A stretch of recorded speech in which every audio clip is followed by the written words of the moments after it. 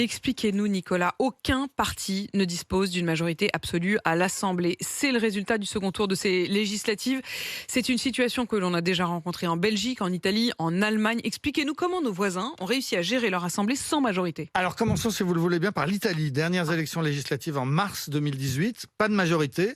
Une première coalition se forme mais éclate au bout de 3 ans. Cette fois, c'est la crise. Le pays semble ingouvernable. Après plusieurs semaines de blocage, le président de la République appelle finalement un banquier de 74 ans, Mario Draghi, président de la Banque Centrale Européenne. Il parvient à former un gouvernement d'union nationale qui va de la gauche radicale à la Ligue d'extrême droite en passant par le mouvement 5 étoiles. Les Italiens approuvent. Le Premier ministre bénéficie de 85% d'opinion favorable et ce gouvernement est en place depuis maintenant bientôt 1 an et demi. Est-ce que ce scénario à l'italienne est imaginable en France ? Pas du tout, sauf à imaginer Emmanuel Macron qui ferait appel à Christine Lagarde, qui parviendrait à former un gouvernement avec par exemple comme ministre à la fois Jordan Bardella, Alexis Corbière et Bruno Le Maire. La première partie, c'est-à-dire faire appel à Christine Lagarde, c'est crédible. La Mais suite, y mettre dans le gouvernement un Jordan Bardella, un Alexis Corbière et un Bruno Le Maire qui bossent ensemble, en effet, vous avez raison, pas très crédible. pas très crédible. Alors, en Italie, du coup, regardons ce qui se passe là-bas. L'Italie a connu deux... La Belgique. La Belgique, pardon.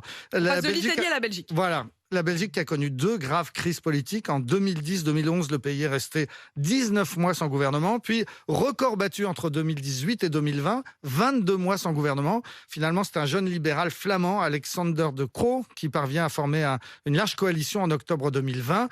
On l'appelle la coalition Vivaldi, parce qu'elle rassemble les 4 grandes familles politiques du pays, 4 familles comme dans les 4 saisons de Vivaldi. Et ça marche depuis un peu plus d'1 an et demi. Je n'avais jamais compris pourquoi on l'appelait la coalition Vivaldi.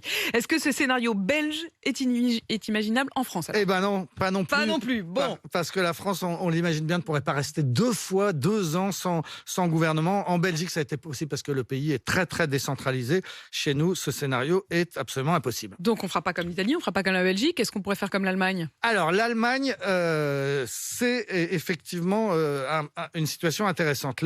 Aux dernières législatives en septembre dernier, le chef du parti arrivé en tête, le social-démocrate Olaf Scholz, avait proposé aux 2 autres partis arrivés 2e et 3e de former une coalition. Les 3 formations se sont mises autour d'une table. Elles ont négocié d'arrache-pied pendant 2 mois, négociations qui ont abouti à un programme extrêmement détaillé, un contrat de 177 pages qui prévoit l'augmentation du SMIC de 400 €, la libéralisation du cannabis, le nombre d'éoliennes qu'il faudra construire, les limitations de vitesse sur autoroute.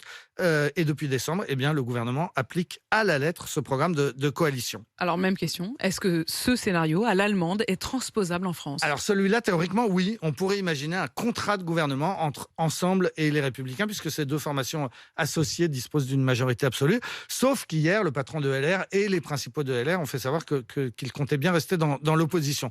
On va donc pour l'instant ne s'inspirer ni des Italiens, ni des Belges, ni des Allemands. On va tester ce système à la française à la recherche d'une majorité au coup par coup. Un peu ce qu'avaient essayé les Espagnols avec le socialiste Pedro Sanchez, qui avait gouverné avec un gouvernement très minoritaire, mais ça avait duré moins d'1 an.